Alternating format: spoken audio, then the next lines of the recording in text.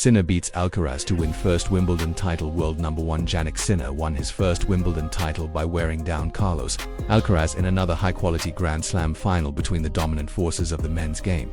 Italy's Sinner claimed a 4-6-6, 4-6, 4-6-4 victory at the All England Club, avenging his brutal French Open defeat by Spanish world #2 Alcaraz just 35 days ago. Then, Sinner led by 2 sets and held 3 championship points before Alcaraz roared back to win a 5-set classic lasting more than 5 hours. Now, the 23-year-old has responded by taking 2-time defending champion Alcaraz's crown on the center court grass.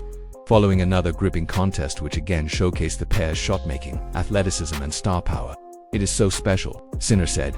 "I'm living my dream." Sinner, who served a 3-month doping ban earlier this year, has claimed the 4th Grand Slam title of his career and a first major victory not on a hard court. A composed and clinical performance from the top seed ended Alcaraz's 24-match winning streak. The manner in which he served out victory from going a break up at 3-1 in the 4th set, given his experience in Paris last month, was admirable. There was a moment of knowing consternation among Sinner's supporters when he missed a first match point, but he reset to take his second opportunity before dropping to his haunches at the net.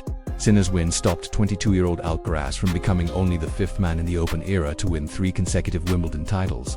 "It is always difficult to lose, but first of all I have to congratulate Jannik again," Alcaraz said. "It is a really well-deserved trophy. He has been playing great tennis and will continue to be a great rival. You have to accept the loss as resilient." Sinner bounces back. What makes Sinner so special above all else is his mentality.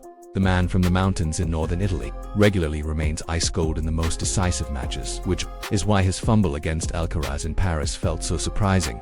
Little appears to faze the mild-mannered Italian on or off court.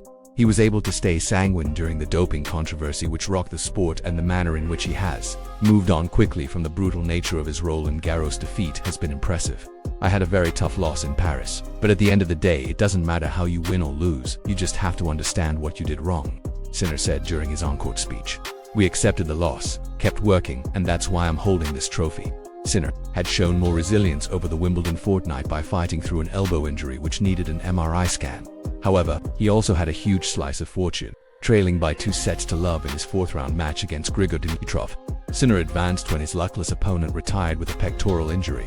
How another gripping Sin Cara's final panned out. Sinner and Alcaraz have created a duopoly in the men's game over the past 2 seasons, forging a gripping rivalry that is starting to fill the void left by the sport's retired or aging superstars. This was another demonstration of how the duel, which the ATP Tour has long pinned its hopes on replacing the Roger Federer Nadal-Novak Djokovic gap, could be a blockbuster for years to come.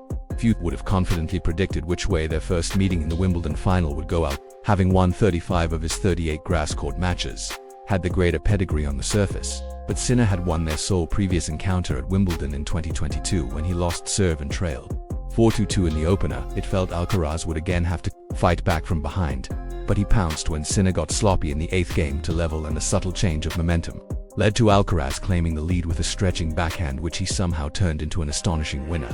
One of the factors that makes this rivalry intriguing is their opposite styles. Alcaraz has a higher ceiling of artistic shot making, but his level can dip lower than the steadier Sinner. That happened in the 2nd set as Alcaraz's serve and concentration went walkabout. Sinner broke in the 1st game, and having survived pressure at 2-1 when his service motion was also disrupted by a champagne cork shooting onto the baseline. It was a decisive one, with the scoreline locked at 1 set each. It felt like another classic in the making. There continued to be little difference between the pair in the 3rd set until Sinner swarmed over Alcaraz's 2nd serve in the 9th game to break and serve out for the lead.